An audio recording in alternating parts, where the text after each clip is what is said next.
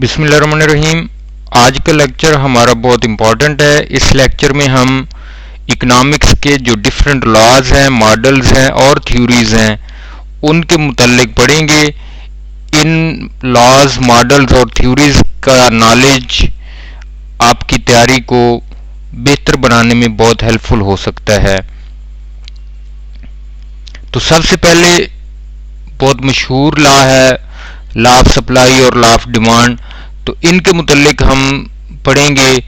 अब आपको पता है लॉ ऑफ सप्लाई क्या होता है। प्राइस और क्वांटिटी सप्लाइड के दरमियान पॉजिटिव रिलेशनशिप है। ये लिखा हुआ है, आप इसको पढ़ भी सकते हैं। तो अगर प्राइस बढ़ती है तो सप्लाई ऑफ गुड्स और सर्विसेज इंक्रीज कर जाती हैं, अगर प्राइस कम होती है तो सप्लाई भी कम हो जाती है। यानी प्राइस और क्वांटिटी सप्लाइड में पॉजिटिव रिलेशनशिप है। इसको हमने टेबल और ग्राफ के साथ आपके सामने ये शो किया हुआ है। आप बड़ी आसानी से इसको याद भी रख सकते हैं और अगर क्वेश्चन कोई इसके रेलेवेंट आता है तो आप इसका जवाब देने में आपको कोई परेशानी नहीं होनी चाहिए। इसी तरह से लॉ ऑफ डिमांड भी बहुत मशहूर है, बहुत सारे लोग आप में से जानते हैं। इसमें प्राइस और क्वांटिटी डिमांडेड के दरमियान इनवर्स रिलेशनशिप है। यानी अगर other things remain same, price बढ़ेगी तो डिमांड कम हो जाएगी या प्राइस कम होगी तो डिमांड बढ़ जाएगी। तो इसका मतलब है क्वांटिटी डिमांडेड और प्राइस के दरमियान इनवर्स रिलेशनशिप है और इसका जो ग्राफ होता है वो डाउनवर्ड स्लोपिंग होता है, यानी नेगेटिवली स्लोप्ड होता है, जबकि सप्लाई की सिचुएशन में वो अपवर्ड स्लोपिंग होता है, पॉजिटिवली स्लोप्ड होता है। इसके बाद हम law of diminishing marginal returns की बात करते हैं। तो ये लॉ क्या बताता है कि अगर सक्सेसिव यूनिट्स एक वेरिएबल इनपुट के हम कंबाइन कर रहे हैं विद सम फिक्स इनपुट्स, तो there will be a point after which marginal product जो है या additional output from each additional unit of variable input वो डिक्लाइन करना शुरू कर जाती है।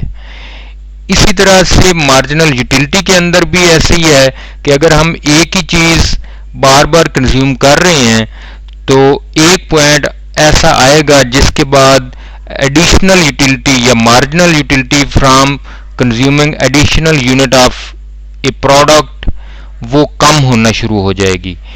इसके लिए मैंने आपके सामने एक एमसीक्यू की एग्जांपल दी हुई है। फर्ज करें सलीम के पास $75 हैं और वो 10 मैगजीन्स खरीदता है और 25 न्यूज़पेपर खरीदता है। मैगजीन की कास्ट है $5 और न्यूज़पेपर $2.5 का मिलता है। अब अगर marginal utility from the last unit of magazine वो 10 यूटिल्स है, जबकि marginal utility from the last unit of newspaper वो भी 10 यूटिल्स है। तो यूटिलिटी मैक्सिमाइजिंग रूल के मुताबिक सलीम को क्या करना चाहिए?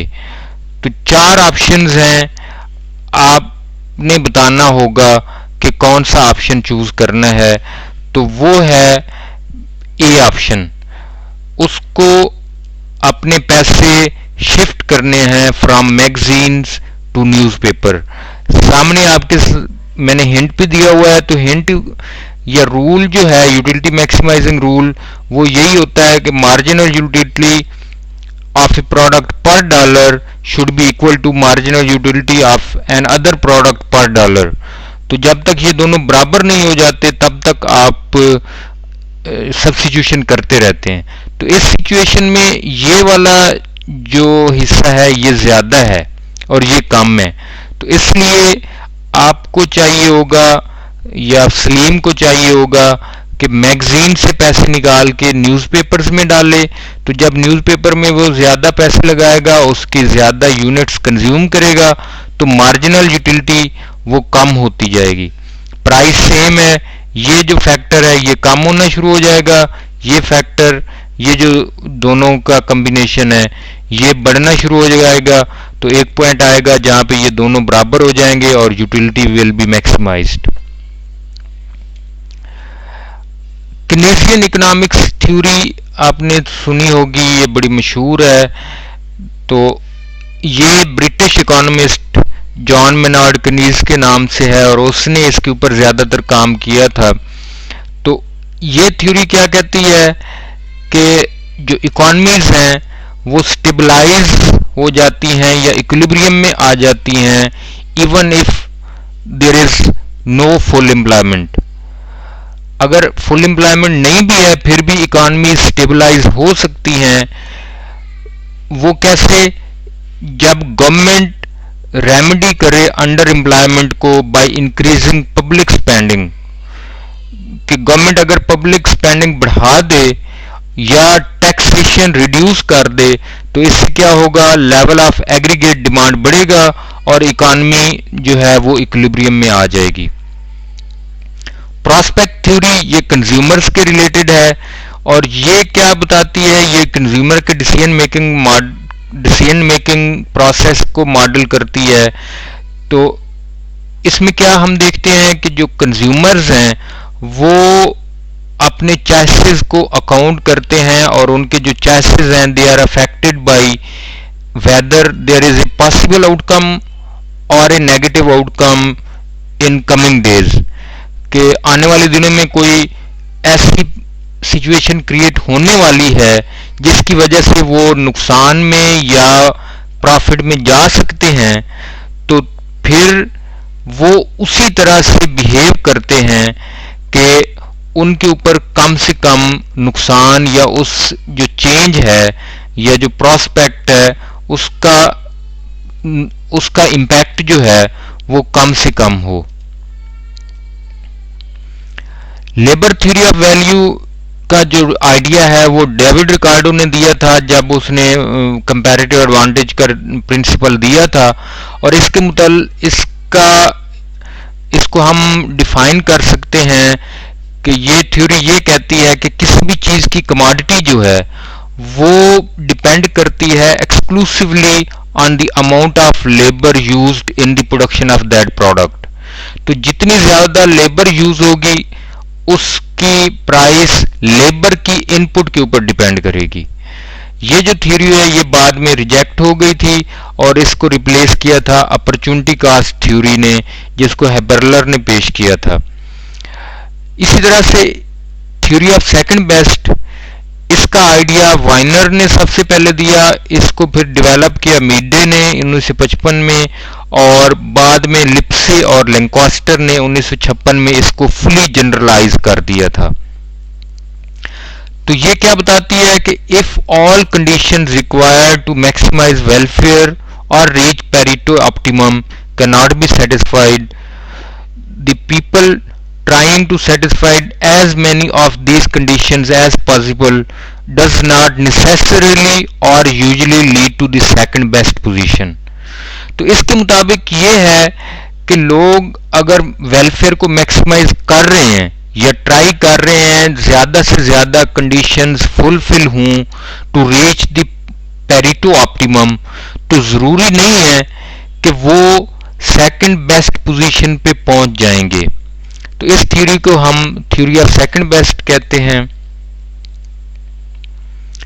Malthus theory of population growth, ये थॉमस माल्थस ने 1798 में दिया था और ये पॉपुलेशन ग्रोथ के मुतालिक थ्योरी है और ये बताती है कि हायर लिविंग स्टैंडर्ड की वजह से there are chances of higher birth rate, यानी अगर लिविंग स्टैंडर्ड बेहतर होगा तो पॉपुलेशन ग्रोथ ज्यादा होने के चांसेस हैं by increase in birth rate.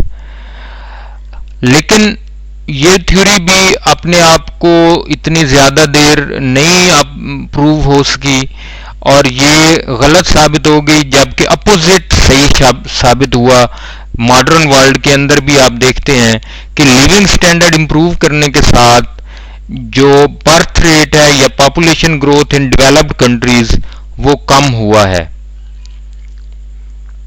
हेक्सर-ओलन theory of international trade, ये बड़ी इंपॉर्टेंट थ्योरी है इंटरनेशनल ट्रेड के अंदर, जिसका आइडिया सबसे पहले एली हेक्सर ने 1919 में दिया था, जिसको बाद में उसके शागिर्द ओलन ने 1933 में इसको फुली पॉलिश करके प्रेजेंट किया अपनी बुक के अंदर, जिसका नाम है inter regional and international trade. इसके दो थ्योरम्स हैं, एक है हेक्सरोलन थ्योरम और दूसरा है फैक्टर प्राइस इक्वलाइजेशन थ्योरम। तो जो पहला थ्योरम है वो ये कहता है कि एक मुल्क वो कमोडिटी एक्सपोर्ट करेगा जिसकी प्रोडक्शन के अंदर उसका अबंडेंट फैक्टर या चीपर फैक्टर रिलेटिवली ज्यादा यूज हो रहा है, इंटेंसिवली यूज हो रहा है, जबकि वो वाली प्रोडक्ट इंपोर्ट करेगा जिसकी प्रोडक्शन के लिए उसका स्केर्स फैक्टर या महंगी इनपुट वो यूज होती है। दूसरा जो थ्योरम है फैक्टर प्राइस इक्वलाइजेशन, तो जब इंपोर्ट एक्सपोर्ट हो जाती है तो एक पॉइंट आता है कि the international trade will bring about equalisation in the relative and absolute returns to homogeneous factors across nations. तो इंटरनेशनल ट्रेड होने के बाद होमोजीनियस फैक्टर्स की रिलेटिव और एब्सोल्यूट रिटर्न्स दोनों मुल्कों के अंदर या जिन मुल्कों के दरमियान ट्रेड हो रही है उस प्रोडक्ट की, उनकी जो प्राइसेस हैं वो इक्वलाइज हो जाएंगी। स्टॉल्पर सैमुअल्सन थ्योरम भी इसी से रेलेवेंट ही है, जो कि ये बताता है कि अगर इंटरनेशनल ट्रेड होगी तो जो अबंडेंट फैक्टर है जो कि ट्रेड से पहले चीपर था उसकी रिटर्न या उसकी प्राइस बढ़ेगी, जबकि जो स्केर्स फैक्टर है या कम मिकदार में पाए जाने वाली इनपुट है जो कि ट्रेड से पहले महंगी थी, उसकी रिटर्न्स या उसकी प्राइस वो कम हो जाएगी। प्रोडक्ट साइकिल मॉडल थ्योरी या मॉडल ये भी इंटरनेशनल ट्रेड के मुतालिक है। इसको वर्नॉन ने 1966 में डेवलप किया था। तो ये एक प्रोडक्ट की डेवलपमेंट से लेकर इंटरनेशनल ट्रेड तक जाने के बाद के असरात को कवर करती है। तो ये हमें बताती है कि जब एक नया प्रोडक्ट इंट्रोड्यूस होता है तो इसके लिए हाई स्किल्ड लेबर रिक्वायर होती है, लेकिन जब ये प्रोडक्ट मैच्योर हो जाता है और आम हो जाता है, लोगों को उसका पता चल जाता है, तो ये स्टैंडर्डाइज्ड हो जाता है और इसके लिए फिर मास प्रोडक्शन चाहिए होती है, लेकिन जो लेबर है वो लेस स्किल्ड से काम चल जाता है। तो जो कंपैरेटिव एडवांटेज है इस स्टेज के बाद वो शिफ्ट हो जाता है जहां पे ये प्रोडक्ट ओरिजिनली बना था to some other less advanced nation जहां पे लेबर चीप होती है। Loanable funds theory of interest rate, ये थ्योरी इंटरेस्ट रेट की कैलकुलेशन या एस्टिमेशन के लिए अप्लाई होती है, यूज होती है। जैसे प्योर कंपटीशन के अंदर सप्लाई और डिमांड की बेसिस पे किसी चीज की प्राइस डिटरमिन होती है, बिल्कुल इसी तरह से जो interest rate on a particular loan वो डिपेंड करेगा on the supply and demand of loanable funds for lending in the loanable fund market. तो सप्लाई और demand of any type of loan, उससे उस लोन के इंटरेस्ट रेट की determination होती है। Marginal productivity theory of income distribution, ये income distribution को शो करती है और ये हमें बताती है कि distribution of income will be equitable अगर हर यूनिट ऑफ ईच इनपुट, हर इनपुट का हर यूनिट उतने रिटर्न या उतने पैसे लेता है जितने का उसने माल बनाया है, जितने की उसने आउटपुट प्रोड्यूस की है। तो इससे जो इनकम डिस्ट्रीब्यूशन है उसमें इक्वलाइजेशन आने के बहुत ज्यादा चांसेस हैं। गेम थ्योरी ये ओलिगोपोली प्राइसिंग टेक्निक है, पॉलिसीज ओलिगोपोली के अंदर जो प्राइसिंग पॉलिसी है उसको शेप करती है। तो ये स्टडी करती है कि how people behave in strategic situations in which individuals must take into account not only their own possible actions but also the possible reactions of other. तो इसमें ओलिगोपोली प्राइसिंग में ये थ्योरी हमें बताती है कि अगर एक फर्म ने कोई एक्शन लेना है तो उस अपने एक्शन को लेने के साथ साथ वो possible reactions of the rival firms, जो उनके मुकाबले में पाए जाने वाली फर्म्स हैं, उनके रिएक्शन को भी मद्देनजर रखना पड़ता है उसको। किंग डिमांड थ्योरी, ये भी ओलिगोपोली के 3 डिफरेंट मॉडल्स हैं, उनमें ये किंग डिमांड थ्योरी है जो कि नॉन क्लूसिव ओलिगोपोलिस्ट को फेस करनी पड़ती है, यानी जिनमें वो आपस में क्लूजन नहीं कर सकते।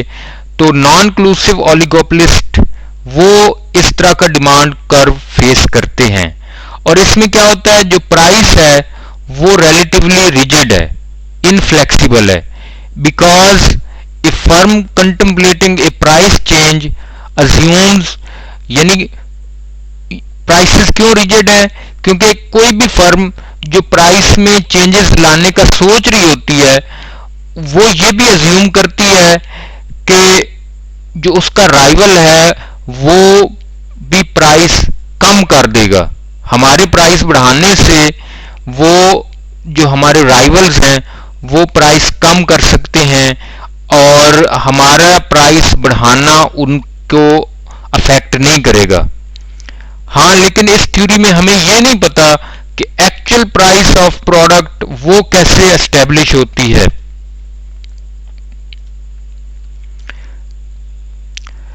डिमांड एनहांसमेंट मॉडल, ये लेबर के वेजेस के हवाले से है। ये 3 मॉडल्स हैं। तो डिमांड एनहांसमेंट मॉडल में क्या होता है कि लेबर यूनियंस क्या करती हैं, they try to enhance demand of the labour, वो लेबर की डिमांड बढ़ाने की कोशिश करती हैं। किस तरह से, by increasing the demand of the product which is being produced by the use of that labour. तो वो उस प्रोडक्ट की डिमांड को बढ़ाने की कोशिश करते हैं जो प्रोडक्ट वो लेबर बना रही होती है। और वो कैसे करते हैं, पॉलिटिकल लॉबिंग करके। इसकी एग्जांपल्स बहुत आपको आसान लगेंगी और आप सोच भी सकते हैं। मसलन जो कंस्ट्रक्शन यूनियंस हैं वो हाईवे के लिए लॉबी कर सकती हैं कि नई हाईवेज बनाई जाएं, मास ट्रांजिट सिस्टम लाया जाए, नए स्टेडियम बनाने चाहिए। इसी तरह से टीचर यूनियंस वो कह सकते हैं कि बजट के अंदर एजुकेशन का बजट बढ़ाना चाहिए। तो इससे क्या है, वो अपनी डिमांड बढ़ा रहे होते हैं। एक्सक्लूसिव और क्राफ्ट यूनियन मॉडल, ये स्किल्ड वर्कर्स का एक यूनियन, लेबर यूनियन मॉडल है जिसमें स्किल्ड वर्कर्स की यूनियंस वो अपने वेजेस को बढ़ाने के लिए सप्लाई ऑफ लेबर रिस्ट्रिक्ट कर देते हैं और उसके लिए वो मुख्तलिफ रूल्स एंड रेगुलेशन लेके आने की कोशिश करते हैं। मसलन they can restrict permanent immigration और they can oppose permanent immigration, reducing child labour या कंपल्सरी रिटायरमेंट को इनकरेज करना या शॉर्टर वर्क वीक, 7 दिन की बजाय 5 दिन काम करना। तो इससे क्या होगा, लेबर सप्लाई कम होगी, वेजेस बढ़ने के चांसेस ज्यादा हो सकते हैं। तीसरा मॉडल है इंक्लूसिव और इंडस्ट्रियल यूनियन मॉडल। तो क्राफ्ट यूनियन की बजाय ये इंक्लूसिव मॉडल है जिसमें जो लेबर यूनियंस हैं वो सारे वर्कर्स को ऑर्गेनाइज करने की कोशिश करते हैं। उसमें स्किल्ड, अनस्किल्ड, सेमी स्किल्ड सब शामिल होते हैं। और इसका मकसद क्या होता है, to threaten the firm of strike, कि जब सारे वर्कर्स ऑर्गेनाइज होंगे तो ये स्ट्राइक करने का उनको थ्रेट कर सकते हैं। और इससे क्या होगा, फर्म को कोई सब्स्टिट्यूट वर्कर ही नहीं मिलेगा। क्राफ्ट यूनियन में तो ये होता है कि अगर स्किल्ड वर्कर नहीं मिल रहा तो सेमी स्किल्ड से काम चला लेंगे, लेकिन इस मॉडल के अंदर substitution of workers semi skilled with skilled वो नहीं हो सकती। ठीक है, तो इससे फिर क्या होगा, जो फर्म को हर किस्म की लेबर सप्लाई से हाथ धोने पड़ जाएंगे, तो then they are force to increase wages. Featherbedding क्या है? ये एक इकोनॉमिक इफेक्ट है लेबर यूनियन का। लेबर यूनियंस मुख्तलिफ जो टैक्टिक्स यूज करते हैं उसकी वजह से फीडर बेडिंग हो सकती है। और ये क्या है? It is practice of unions to reduce output and efficiency. ये एक प्रैक्टिस है लेबर यूनियंस की जिसमें वो कोशिश करते हैं कि एफिशिएंसी या आउटपुट बढ़ाने के जो ख्वाब है फर्म्स का उसको पूरा ना होने दिया जाए। वो अपने आप को बहुत busy by engaging in make work और फीडर बेडिंग, वो अपने आप को बिजी शो करते हैं जैसे हम बहुत ज्यादा काम कर रहे हैं, और वो रेजिस्ट करते हैं the introduction of output enhancing machinery and equipment.